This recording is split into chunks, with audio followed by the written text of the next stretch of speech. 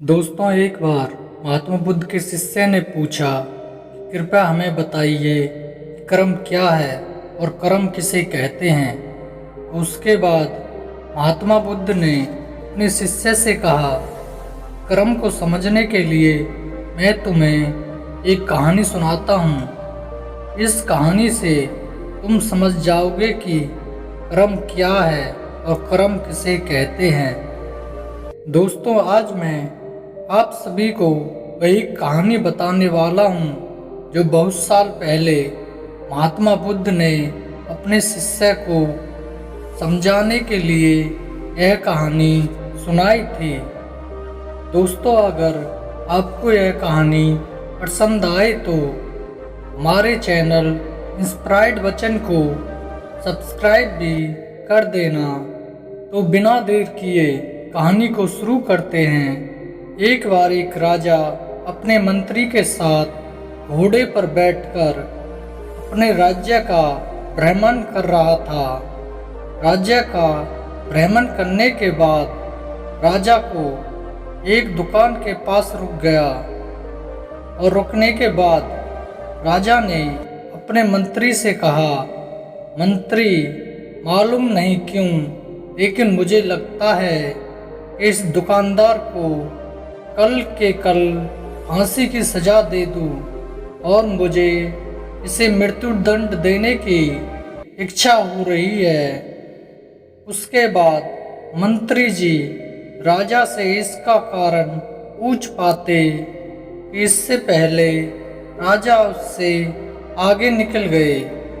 मंत्री ने इसका कारण पता करने के लिए अगली सुबह भेष बदलकर आम जनता का रूप धारण करके उस दुकानदार के पास गया।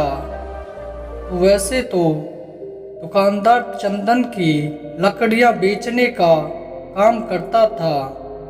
इसके बाद मंत्री ने दुकानदार से पूछा कि भाई, आपका कैसे काम चल रहा है? लोग दुकान पर आते हैं, चंदन तो सूंघते हैं और फिर उसकी प्रशंसा बहुत करते हैं, लेकिन खरीदता तो कोई भी नहीं है। और उसने आगे बताया कि मैं सिर्फ इसी इंतजार में हूँ कि कब हमारे राज्य के राजा की मृत्यु हो और उनके अंतिम संस्कार के लिए मेरे दुकान से बहुत सारी चंदन की लकड़ियाँ खरीद ली जाए और शायद वहाँ से मेरी चंदन की लकड़ियाँ बेचने के व्यापार में थोड़ी बढ़ोतरी हो जाए और मेरा व्यापार भी अच्छा हो जाए। दोस्तों, इसके बाद मंत्री को सब बात समझ में आ गई कि यही वो नेगेटिव यानी नकारात्मक विचार हैं जिसने राजा के मन को भी नकारात्मक बना दिया है। दोस्तों, वह मंत्री बहुत ही होशियार था, तो इसलिए उसने सोचा कि मैं थोड़ी बहुत इस दुकानदार से चंदन की लकड़ियां खरीद लेता हूँ। उसके बाद उस मंत्री ने उस दुकानदार से पूछा कि क्या मैं आपके दुकान से थोड़ी बहुत चंदन की लकड़ियां खरीद सकता हूँ? दुकानदार यह सुनकर बहुत खुश हो गया और उसने सोचा कि चलो, इतने समय में कुछ भी नहीं बिक रहा था। और उसके बाद उस दुकानदार ने उस चंदन की लकड़ियां को अच्छी तरह से पैक करवा कर मंत्री जी को दे दिया।